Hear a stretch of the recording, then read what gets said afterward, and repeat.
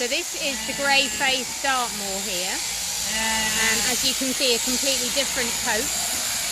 This is a long wool, and these are very hard to shear. It's called the Greyface Dartmoor because of her little smudgy black nose you saw there. And if you see the sheep that's being shorn next door, which is a Ryland, you'll see that the Ryland has a much tighter fleece there.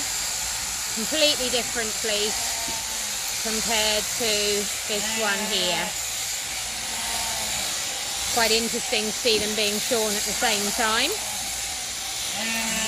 So the Greyface Dartmoor was a rare breed, classified by the Rare Breed Survival Trust until recently, but then a great deal of interest in the breed, particularly from smallholders, in the last 20 years has brought it up to relatively good numbers. So it still has to be a breed that we keep an eye on, not because there are not lots of them, but because if there was something like foot and mouth in one area, a large number of these obviously live on Dartmoor or in Devon, and therefore could be under threat from something like foot and mouth.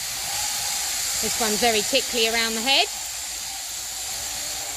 And then you've got Ben behind. They're both working, as you can see, in a similar way on the sheep. Ben drops his to the floor, and Ed works more upright. There we go. You're beginning to see her lovely face now. And then we'll have a little look at the staple, the very long coat that's falling off here. Devon and Cornwall long wools and Greyface Dartmoors are traditionally used for carpet wool, and that's because they have such a lot of wool on their bodies, and it's long and it's coarse and it's very good for weaving.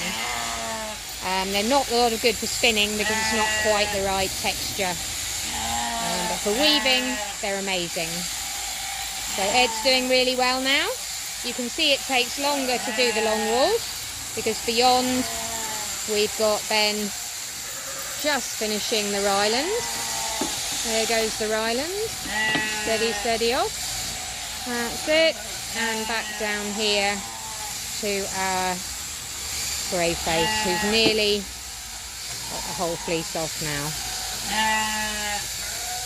Very shortly we are going to find that we've got Herbert, Sam and Zeus, the largest sheep on our farm.